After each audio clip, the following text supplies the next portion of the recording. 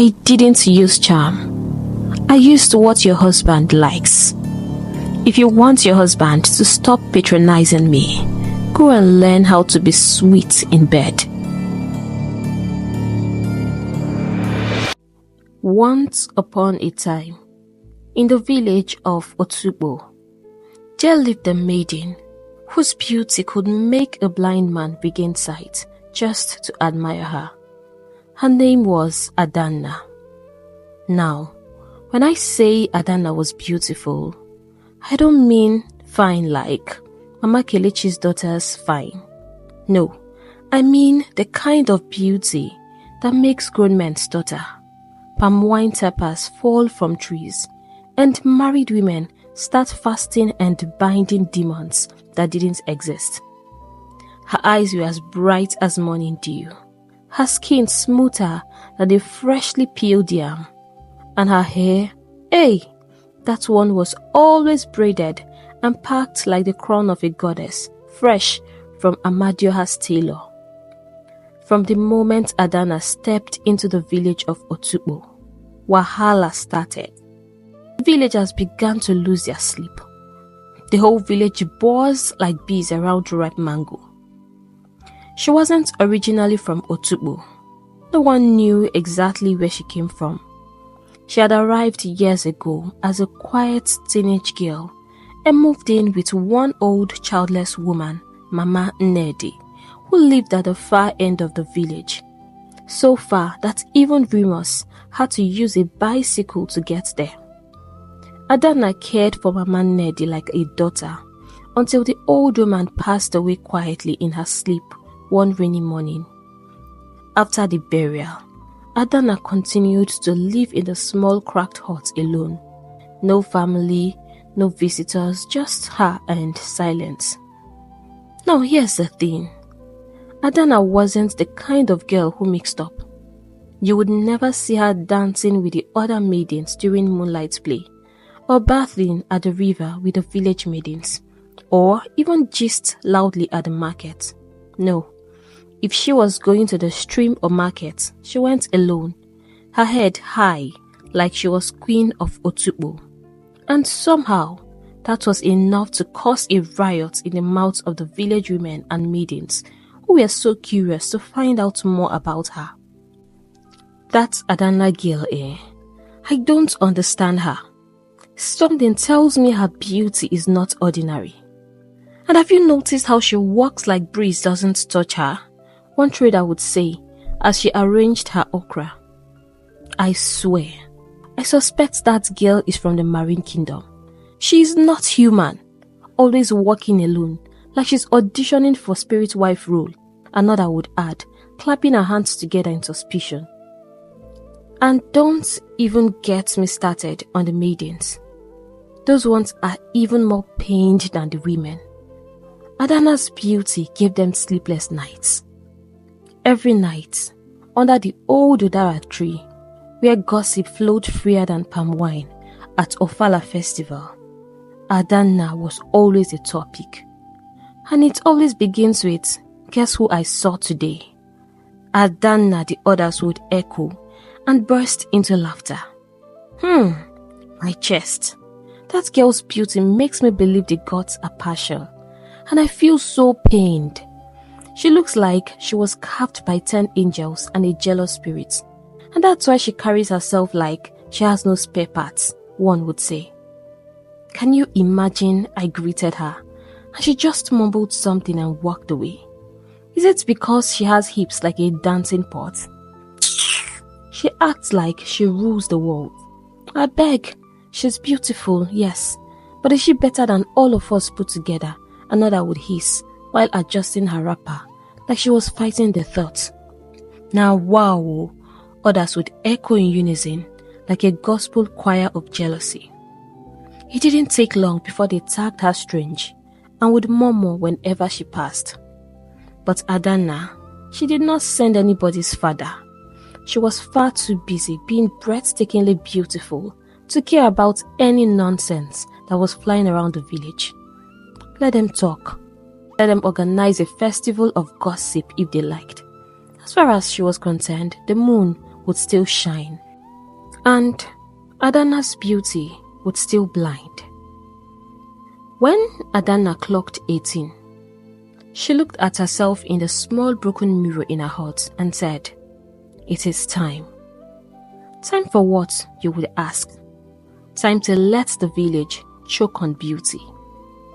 For years, she had hidden her fire under a pot, but now the smoke was about to rise, and Otukbo would never recover. The New Yam Festival was fast approaching. If there was ever a season that turned the village upside down, it was that one. Men and women returned from the city with their Ajebota accents. The local drummers rehearsed like their lives depended on it. Palm wine flowed like river water, and oh, the excitement. To the village maidens, the festival was marriage Olympics. This was when you could catch a Lagos returnee with a Toyota and a flat in Festac. Hair was dyed. Wrappers were tightened. Waist beads were ordered from the market. To the market women, it was harvest season. Not of crops, but of money. They sold beads, creams, perfumes, charms, bleaching soaps, we don't judge, and spiritual waist chains with names like Catch Him and Tie Him. As for the young men, they tried to act unbothered. Festival again. It's nothing. But deep down, they were waiting eagerly to see who would win most beautiful maiden of the season. This year, they had no idea what was coming. That very week, under a cool and beautiful evening sky, something historic happened. Adana showed up. Yes, the same Adana who always moved like the village breeze owed her money. She walked glided into the gathering of village maidens under the Udara tree like a goddess who had just remembered her children. And this time, she came not with silence, but with a warm smile. She greeted everyone politely. The girls froze. Wait, was that a greeting from Adana? Was she possessed? Did someone wash her face at the river? And then she spoke. Her voice? My dear, it wasn't a voice. It was a sweet melting thing. The kind of voice that could make a stubborn goat turn vegetarian. Smooth, rich, and gentle like evening breeze on hot skin.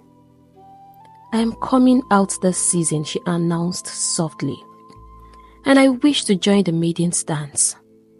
There was silence, total silence, as the maidens glanced at each other. Was this the same Adana they had labelled arrogant, mystical, spirit wife in disguise? She looked nothing like what they had labelled her. She was polite, too polite. Suspicion was loading in their heads, but envy wasn't far behind. Of course, they welcomed her. What else could they do? With the kind of beauty she was carrying, it was either a smile or sweat. Then, one of the bolder maidens, clearly trying to confirm if Adana was just beauty and no action, stood up with crossed arms. You need to show us what your legs can do. That was a big mistake. Because the moment the drums rolled off, something changed in the air. Adana moved. She didn't dance. She possessed the earth. She twirled like wind on dry leaves. Her waist moved like a snake taught ballet. Her legs, they told stories with every stomp. By the time she flipped and landed softly on the dust, like a feather from a dancing eagle, the maidens were dumbfounded. Nobody could speak. Mouths were open. They had never seen anything like that. By the next morning, Adana's dance had become national news, village edition. Market women discussed her while pricing tomatoes. Hunters paused in the forest to gist about her legwork. Even the village madman said, "Na Adana dance wake me from my madness." The excitement doubled overnight. Adana is coming out as a maiden this year. festival go hot oh," the women shouted as they walked home from the market, wrappers flipping like battle flags. The maiden began to run helter-skelter. No one wanted to be background dancers at their own festival. Budgets were raised. Some sold their mother's wrappers to buy new ones. Waistlines were starved into submission. They practiced their dance steps like warriors training for war. Because deep inside, they all knew the truth. If Adana stepped on that dance floor, nobody was safe. The long-awaited day finally arrived. The Great New Yam Festival.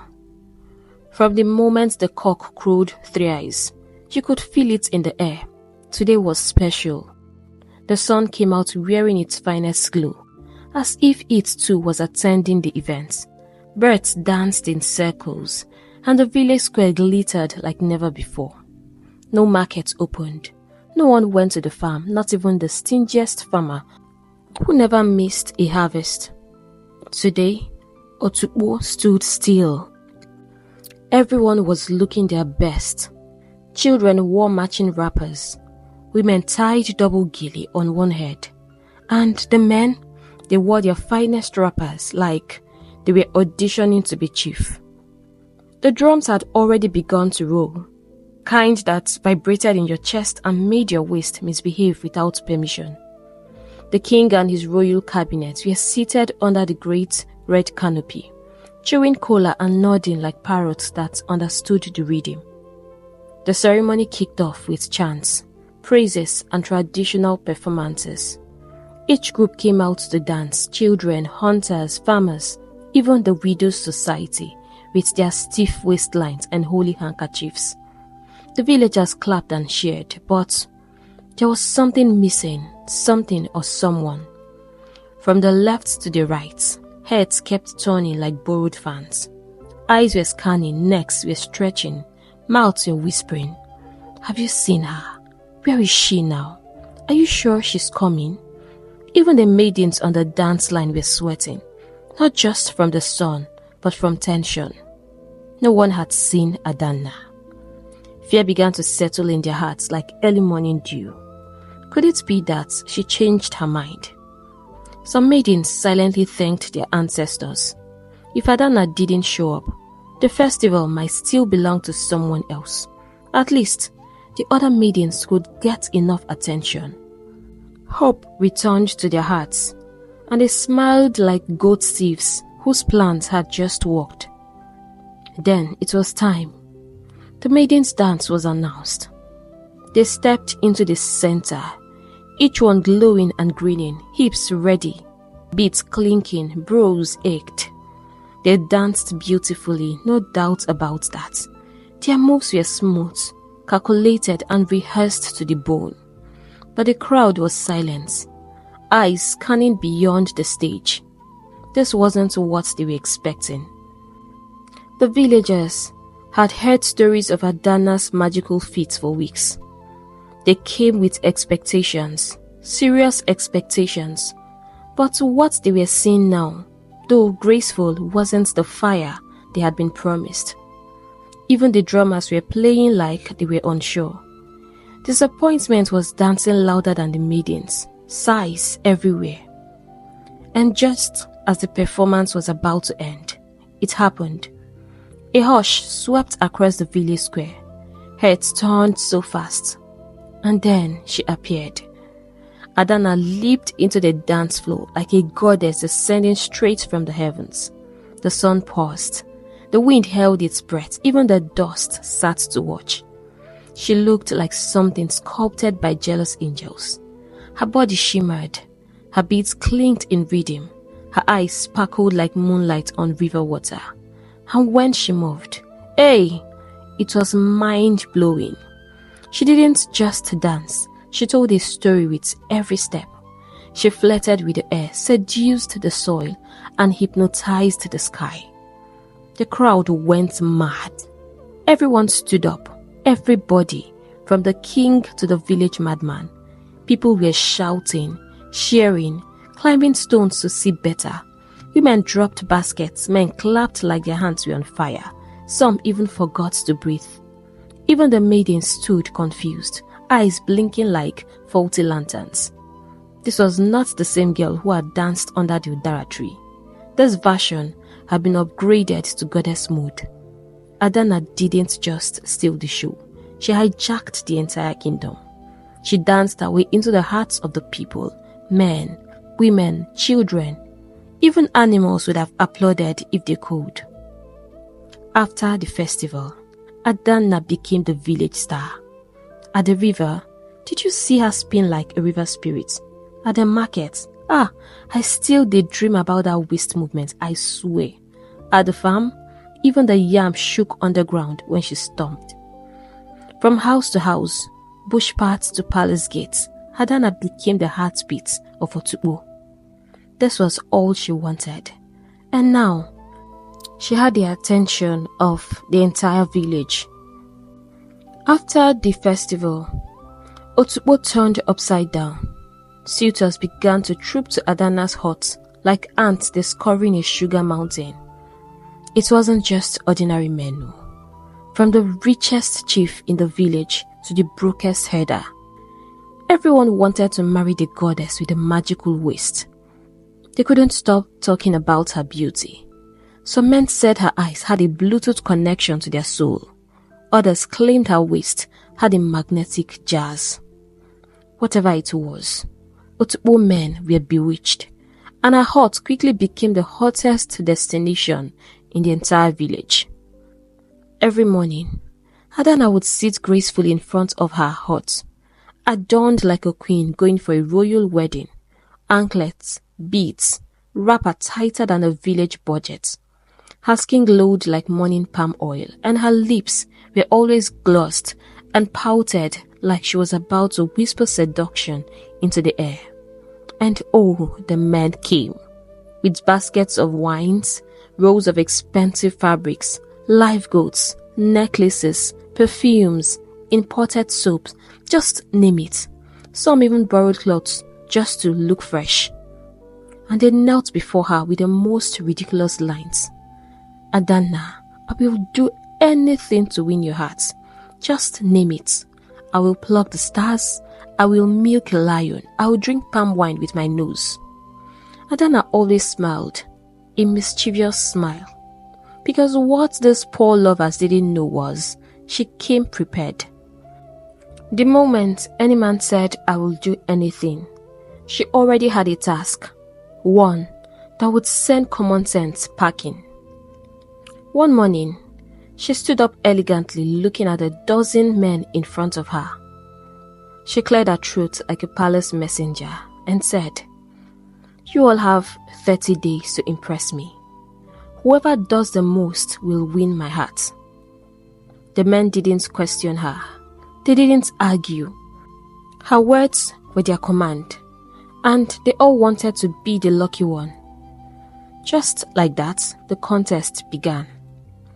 Every day was like a fashion parade. Men showed up wearing their best outfits. They brought in gifts, yam, money, perfumes, gold. And Adana, she just sat there, calm, stunning, dangerously divine, sipping wine from her clay cup like a village Cleopatra, dishing out tasks that would confuse even the gods. One morning, she turned to Obiora, the proud son of Chief Emenike. Obiora, you said you would do anything to win my heart, Abi? Obiora stood tall, puffed his chest like a patriotic rooster. Yes, anything, Adana. Just name it. She smiled sweetly and pointed at the tall, suspicious-looking palm tree standing like a gossiping elder in front of her hut. Climb it. Obiora blinked. Twice. Palm tree? He had expected, bring me a golden necklace or buy me a lace from the market. Not climb a tree like a spiritual monkey. But love was blind and heartbreak was worse. So Obiora tied his wrapper, cracked his knuckles and began to climb. He climbed like his father's legacy depended on it. Halfway through, he started begging the gods. By the time he reached the top, He screamed like a hyena under attack. And Adana, she was on the ground pointing and laughing like it was a comedy show. Villagers gathered to watch this hilarious scene. Obiora almost died for love, but thank God, his ancestors pulled him down alive. Did that stop the other men? Not at all. If anything, it got worse. Some men emptied their life savings, sold their goats, borrowed money, all just to stay in Adana's competition.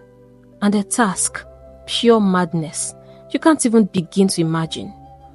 She told a wealthy farmer to do frog jumps for 12 hours straight if he wanted her heart. And the man started jumping like a spiritual frog on it. One muscular suitor did 1,000 press-ups, and as his body ached, all he could do was curse Adana. If I marry that girl, I will deal with her for all this nonsense. But Adana didn't care. She just smiled and crossed her legs, because what they didn't know was that she had other plans. The air in Otukpo was hotter than usual, not because of the sun, but because gossip was flying like torn wrappers in the Harmattan breeze. The villagers had only one topic, Adana. From streamside whispers to late-night kitchen corner, murmurs, stories of what Adana was doing with the men were spreading like wildfire. Some were disgusted, others secretly impressed. I can't believe how heartless that girl is, one maiden muttered bitterly, as she headed to the stream, her clay pot wobbling on her head. Me, I blamed the men, another snapped, nearly sleeping on a stone. Shebi they want a beautiful girl, that's it. Let her give them pepe, foolish goats. They hissed in unison, the kind of hiss that could fry plantain. But truth be told, jealousy was dancing a zonto in their hearts. After the 30 days of madness, frog jumps, press-ups, tree climbing and spiritual heartbreak, Adana summoned the entire troop of her would-be lovers. She stepped out of her hut, adorned like a queen, summoned by thunder, with that usual deadly smile on her lips. "Well done, gentlemen," she said sweetly. "Thanks to your efforts, I am now rich." The men clapped awkwardly, some smiling proudly like investors waiting for their reward. Until, "But I have no intention of settling down in marriage." What? The air froze, eyes bulged, mouths dropped. Confusion entered the meeting like a masquerade with no respect. Some men started fuming immediately. Others looked like they were about to cry. After all the humiliation, all the frog jumps and dangerous stunts, this girl just stood and said, "Thank you for your money." But before anger could fully form in their hearts, Adana smiled again. That kind of smile that calmed angry spirits and made grown men forget their father's name. And their rage melted like hot oil poured on ice. "Let me be honest with you all," she continued. "All I want is money. That's the only true love I know." She paused dramatically. "You want something, I want something. Let's not pretend. So here's the deal. If you have enough money, you can have a taste of my honey pot. No feelings, just payment." The wind stopped blowing and the air ceased as the men looked at each other. This was not a common practice in Otukpo. A maiden boldly declaring herself for prostitution. It was unheard of. But before the village elders could gather and say to Fiakwa, guess what? The men had begun to line up. Before long, Adana's hut turned into Otukpo's unofficial village market. It became the international airport of pleasure. Every man who entered came out singing her praise. Chai! I don't know what she rubs down there, but it's not of this world. My soul left my body and returned with joy. Even my knees are still vibrating. This honey pot is different from the one we know. And these were not poor men, no. No be Emeka the palm kernel seller. Of course, Adana was expensive and she rolled only with the rich.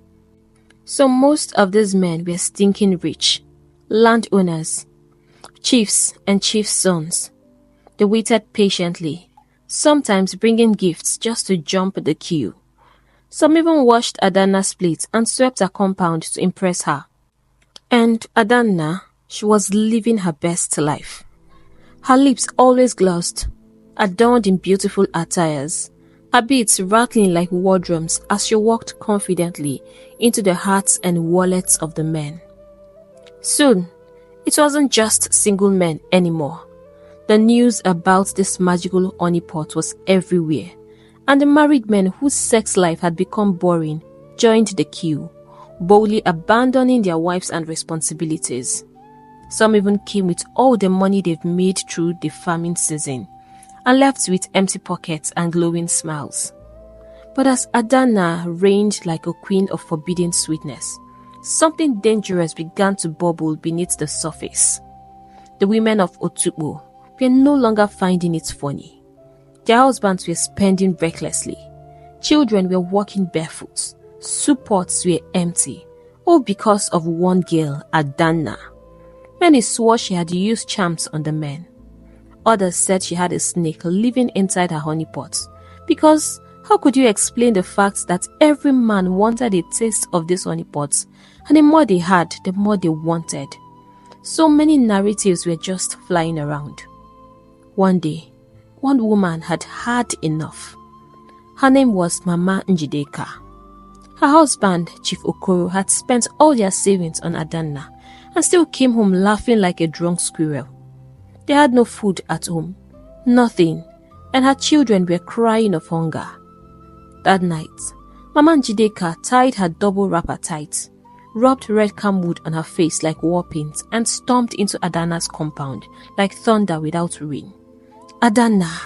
Adana! You this shameless child of the devil, she roared. Come out, before I drag your long demon-infested hair out myself. Adana stepped out slowly, leaning on the doorframe with a yawn. Mama Njideka, why are you screaming my name like a goat in labor? Don't you know my neighbors are sleeping? You think it's funny, eh? You think it's funny, you useless girl? What have you done to my husband? What have you done, you witch? He has spent all our savings on you. Who do you think you are? Why are you bent on destroying my home? A home I've worked so hard to build all these years. Adana smiled lazily, inspecting her fingernails. Your husband came to me willingly. I didn't beg him. I didn't even chase him, and same with every other man. He chose honey over bitterness. And who am I to stop him? You witch! Thank you, Adana curtsied. That's the nicest thing anyone has said to me today. Is that all you came here to say? This was not the kind of reaction Mama Njide had expected from Adana. She played cool, too cool. You think I don't know what to do? You've used charms on the men, haven't you? Remember, Adana, you will rot one day. You think the gods are sleeping? Adana, you will suffer, Mama Njideka cried. Adana walked closer, face calm, but eyes glowing like firewood embers. I didn't use charm. I used what your husband likes. If you want your husband to stop patronizing me, go and learn how to be sweet in bed. Mama Njideka raised a hand, but Adana caught it mid-air. Their eyes locked, the air turned cold, and for the first time, Mama Njideka saw something strange in Adana's eyes, something ancient, something that was not quite human. She yanked her hand back quickly, turned, and ran out of the compound as fast as her legs could carry her, muttering prayers and regrets all the way home. Something was not right with Adana. But the drama didn't end with Mama Njideka's failed confrontation. No, this was just the beginning. Soon, the village women, burning with anger and betrayal, decided that they had had enough of her seductive witchcraft. So they formed a union, Yes, a whole association. They called it Wives Against Adana. Their goal was simple: to destroy Adana, get her out of the village, and set their husbands free from her honeypot of doom. But guess what? Mama Njideka refused to join. The same woman who had stormed Adana's compound with fire and thunder now stayed quiet like a snail in fasting season. She didn't explain. She didn't talk. She just stared into space like someone who had seen something she could never unsee. And truth is, she had. But the other women, they didn't know. They thought she was just being too dramatic. Every evening, the wives of Otukpo gathered under the big mango tree near the abandoned shrine. The only place they believed no one would bother them or eavesdrop on their discussion. It was supposed to be a serious strategic war council, but what actually happened there was pure unfiltered comedy. This day, as they gathered, chairs dragged, wrappers were tied tighter, and complaints flew like confused chickens. They were all eager to find solutions to their problems. "Order! Order!" shouted Mama Chinyere, who had appointed herself the president of War Against Adana, without anyone voting. She stood in the center holding a big wooden spoon like a talking stick. "This meeting is for serious women only. If you know your husband is under Adana's spell, say aye. Aye," they all chorused like wounded parrots. "Good. Now suggestions on how to remove this village Jezebel." Mama Uche raised her hand quickly like a student desperate to pass an exam. "Let's pour hot oil in front of her house and set it on fire," she said, eyes bulging.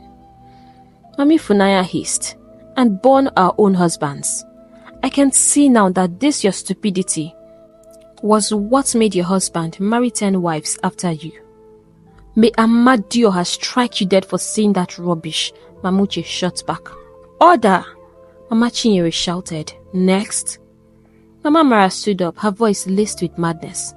"Let's kidnap her and throw her into the evil forest." "And who will do the carrying?" someone else asked. "You?" With those two left knees. They all burst into laughter. Nne, who barely spoke, suddenly stood and said, "Let's report her to the king." Mama Mara scoffed. "That king, that's also waiting for his turn in the queue. Tufiakwa, don't you have any sense at all?" And just like that, another meeting ended with insults, finger pointing, and zero conclusion. And it didn't take long for the association to scatter, without any reasonable solution. Meanwhile, something terrible had begun to unfold. Quietly at first, like a whisper in the dark. It started with one man falling sick, and then dying after a few days. Then another and another. And still the village remained calm. Nobody really thought much about it. After all, people fall ill, people die, it's part of life. But then came the 5th, the 6th, the 10th, all within the same short space of time. All men. And they had the same strange black mark, a jagged, ugly scar that appeared on their chest. Now, panic had begun to spread like wildfire in dry Hamatan, especially among the men. No one knew who would be next. One moment, a man would be smiling, the next, coughing up blood and collapsing on the ground. They began to run helter-skelter, to the herbalist, the shrines, even the forest, seeking answers from the gods. But the oracles were silent. The deities offered no explanation. But strangely, it didn't stop the men. They still lined up at Adana's hut, every night, every evening, as if something beyond their will was pulling them there. Mama Njideka, meanwhile, was still haunted, not just by her husband's betrayal or the way he had emptied their family savings, but by the terrifying thing she had seen in Adana's eyes the night she confronted her. A fire, a void, something that had no place in this world. The fear still gripped her heart like a cold hand, but curiosity had begun to burn alongside it. Who exactly was Adana? Where had she come from? Why was she alone in a village where no one could tell who her father or mother was? Not even a sibling, nor a cousin, no background, no origin at all. Even her name, no one could tell if it was real. So one night, Mama Njideka slipped into the dark. She told no one. She made no sound. She simply tied her wrapper, covered her head, and walked quietly in the direction of Adana's hut. The night was cold, and the wind whistled with an eerie tone. Leaves crackled beneath her feet, but she did not stop. Her fear was screaming, but her need to know was louder. When she got to the compound, it was quiet, eerily so. She heard only a faint moan from inside the hut, probably from Adana's last visitor for the night. No one was outside, no movement, just a heavy silence, broken only by the sound of tree frogs and distant drums. She crouched behind a tree in the compound, her body stiff, her ears alert. Soon, she saw a man leave the hut, and then everywhere was silent again. She didn't know what she was waiting for, but she stayed. Time passed. She couldn't say how long. She was almost dozing off when she heard the soft creak of the door. She looked up and saw Adana step out. Her beauty under the moonlight was almost supernatural. Her skin shimmered. Her eyes glowed faintly. Even Mama Njideka, whose heart was pounding in fear, found herself completely mesmerized. Then, Adana began to walk. She walked silently towards the village stream path. No water pot, just a small white bag in her hand. Mama Njideka, now fully awake and trembling, followed her from a distance. Step by step, shadow to shadow, breath by breath. They arrived at the river bank. Adana didn't pause. She walked straight into the water, waist deep, then chest deep. Then, the impossible happened. Right before Mama Njideka's eyes, Adana began to transform. Her flawless skin melted away. Her smooth face twisted into something scary. She became a hideous, deformed version of herself, a maiden so ugly that Mama Njideka almost screamed.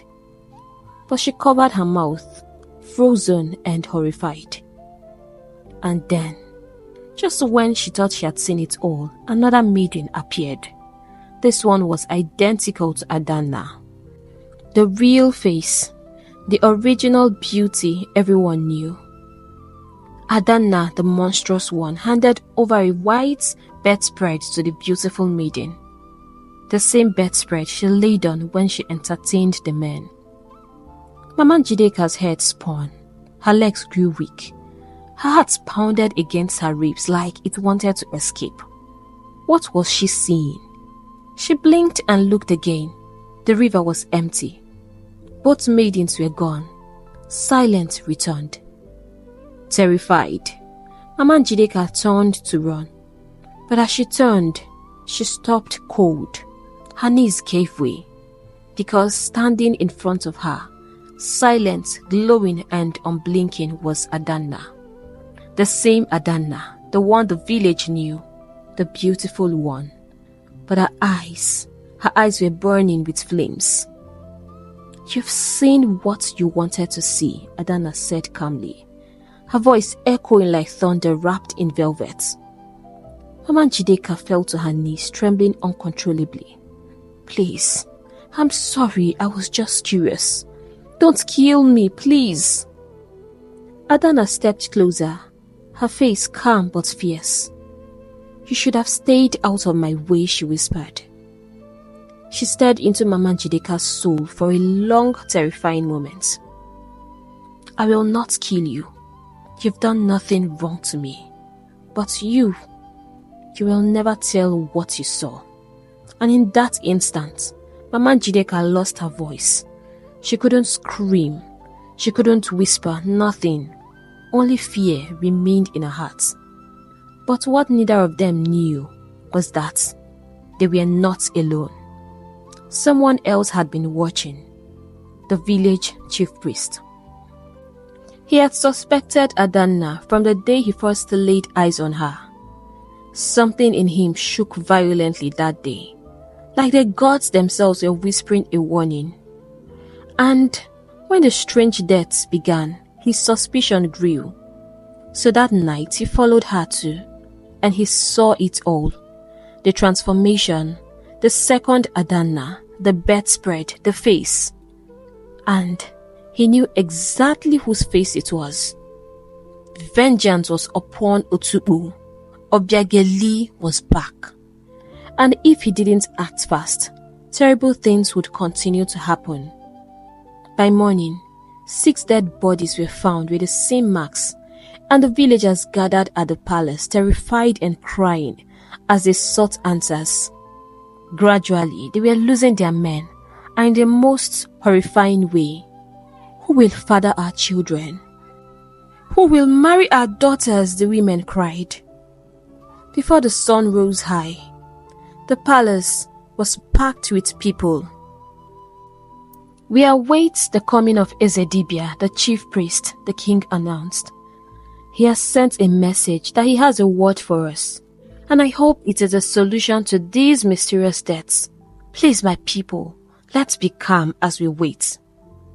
Mom was rippled through the crowd, and after what seemed like eternity, the clang of Ezedibia's bell alerted everyone. They all turned as Ezedibia's face bore no smile. He walked straight to where the king stood and bowed. "My king," he began, "there is trouble.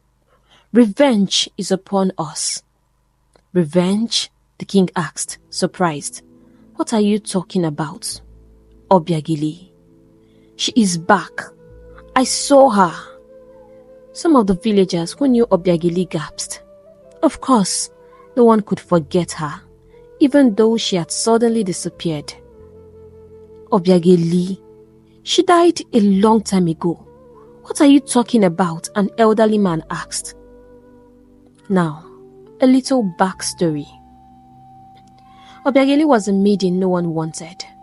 Her skin was rough like yam peels, her eyes uneven like misplaced beads, and her teeth were scattered like grains of corns in the wind. To crown it all, she was ugly. I mean very ugly. Children mocked her. Men avoided her like a curse. They called her cruel names. Ezenjo, meaning king of the ugly, spirit face. Women shielded their sons when she passed, as they said jokingly, "If you bring any woman like Obiageli home for marriage, I will die that same day." But behind that face was a heart soft as silk. Obiageli was too kind. Everyone could testify to that. She never passed anyone in need without offering a helping hand. Despite the fact that the villagers avoided her like plague and called her names, she still had so much love to give in her heart, and she smiled even when her heart bled.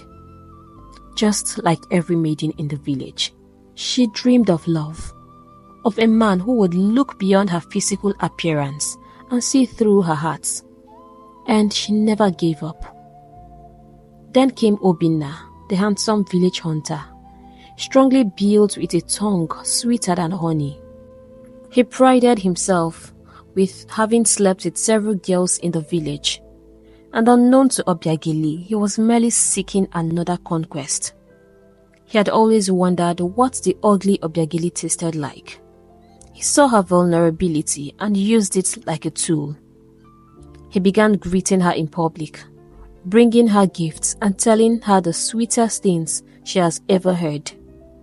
"A woman is not defined by looks," he said to her, "but her soul, of which yours is so beautiful and had drawn mine, making me hopelessly in love with you." For the first time in her life, Obiageli believed she was worthy of love. She fell for his sweet tongue, and she gave him her trust. And one moonlit night, just like Obinna had always wanted, she gave him her body.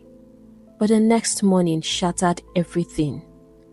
Obinna stood in the village square, surrounded by his friends, and shouted for all to hear. "I have done it! I have conquered the village beast. Her face looks like two warring spirits, but I held my breath and entered her honeypot. Oh! Even that one looks like rotten pawpaw. Nothing there to enjoy at all." The crowd roared with laughter. Women screamed in disgust. And before evening, some of the crazy village children had formed the song. Obinna climbed a kenta. Obiageli was shattered beyond repair. She even feared leaving her hut as the humiliation was just too much to bear. A week later, Obinna married a rich chief's daughter for money. He never even looked back. But fate was not finished with Obiageli. Obiageli, bruised and humiliated, discovered she was pregnant. With fear and trembling hands, she went to Obinna. "I am carrying your child." But the next thing she saw and heard shocked her. Obinna burst into laughter. "Me? Have a child with you? That child would definitely look like a river demon. Look, you need to go see the village herbalist and flush that thing off." Obiageli was furious. She had never felt this kind of anger before. All she had done was love Obinna. And not only did he make a fool out of her, now he wants to get her killed by asking her to flush the baby. A lot of maidens had died in the village by committing this singular act, abortion. "No," Obiageli insisted. "I can't do this." "You must do it," Obinna thundered. "Then, I will have to let your wife know that I am carrying your child," Obiageli threatened back. And that sealed her fate. Obinna didn't want anything to come between himself and his wife Ene. Her father was thinking rich, and he was just a mere hunter. She was his ticket out of poverty, and he would not allow this human chimpanzee, called Obiageli, ruin it for him. He made a plan. Himself and his two friends. They kidnapped Obiageli on her way back from the stream one dark evening. They tied her hands, beat the hell out of her, and dragged her to the riverbank. "I won't let a beast like you ruin my life," he said. They stabbed her and threw her into the river. Her blood mixed with the flowing waters and she died. But the river had eyes. Adana is Obiageli. The words thundered from the lips of Ezedibia, the chief priest, and the village square fell into dead silence. "She is not human," he roared. "A spirit of vengeance has been living among us, and we were too blinded by her beauty to see it. She made a pact with the water goddess, and in exchange for beauty, she feeds the river with the souls of our men. Obiageli is here for revenge." A collective scream escaped from the men in the crowd. "Hey! We have been sleeping with a spirit." Some even staggered back. Some fell to their knees. One man fainted. Another began spitting into the air, as if trying to expel Adana from his system. "Tufiakwa! Tufiakwa! Tufiakwa!" Murmurs broke like a flood across the palace court. "We said it. Her beauty was not ordinary. I always knew she was from the marine world. Didn't I say she had snake eyes? Spirit honeypots. Hey! Hello!" The king rose to his feet, pale and trembling. "What do we do, Ezedibia?" he asked, his voice low and terrified.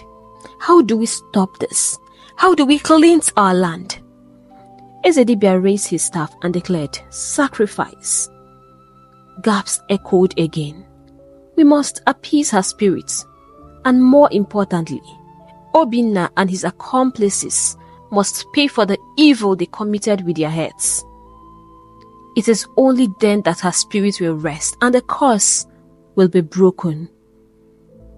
Meanwhile, Adana had disappeared from the village just like she came.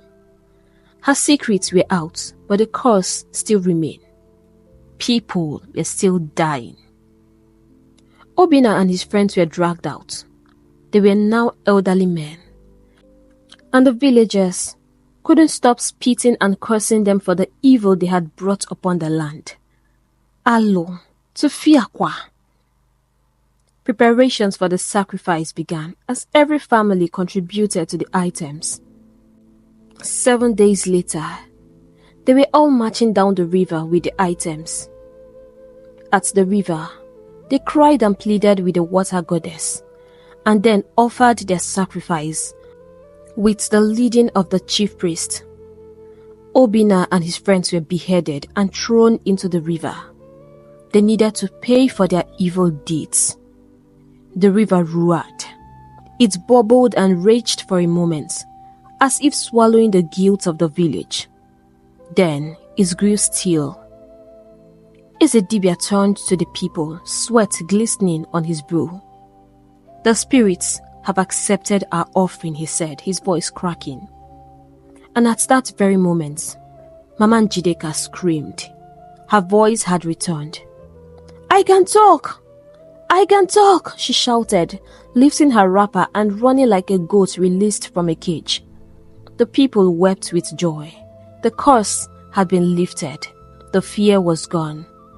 Adana, or Obiageli, whichever, was at rest. The people of Otukpo began to sing. They danced. They beat their drums with new fire. And together they marched back to the village, free at last from the curse of a spirit maiden whose only sin had been to love, in a world that refused to see her. Hey besties, we've come to the end of the story and I hope you enjoyed it as much as we enjoyed making it. I hope you learned 1 or 2 lessons from it, and I would love you to share your lessons in the comments section. If you enjoy our stories and you are yet to subscribe to this channel, please do not skip this video without hitting the subscribe button and turn on your notification bell so that you get notified whenever we post new stories. Thank you so much for your love, your support, and everything you do. They mean so much to me. Right now, I'll have to go and see you in our next story. Bye!